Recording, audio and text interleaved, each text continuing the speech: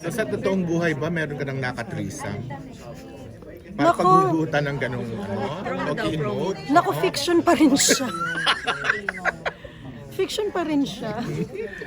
Never ka nag-dare na i-try? Or In real hindi pa life? dumarating yung chance? In real life? Pag-promo? Bakit ba? Hindi ko kasi siya naiisip eh. So, Malayo talaga ikaw kay Ma'am Sara. Kung pretty ganon. much. Hindi, sa totoo lang pretty much. Iba yung psychology kasi ni Sarah. eh. Ayun nga, Ma'am Sarah, tatanungin mo. Paano? Ano yun, Becky?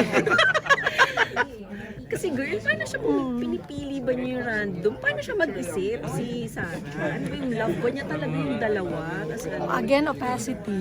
Hindi, pero ano siya, ganito. Isa sa mga tiningnan kong pinag-aralan kong part ng psychology ni Sarah kasi yung power, she subsists on power. So,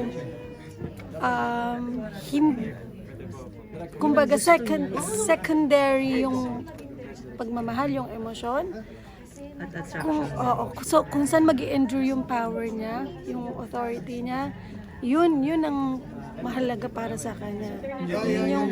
Yun yung mode of survival. Nakita ko yun sa eksena sa may pinto, yung ginanon mo si si Kokoy. Yung may power doon pala galing. Yun nga, kaya yun, sa tingin ko, ako personally, after having seen the film a few times now, at dalawang versions yung napanood ko, yun yung isang, sa tingin ko, isa sa, pwede kong sabihin na beauty ng pelikula. The film is generous and accommodating enough as to how you will see it, how it will leave you. Depende sa audience.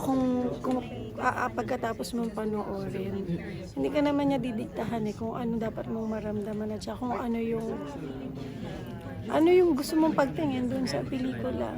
Yun yung binibigay, isa yun sa mga gusto ibigay ng pelikula.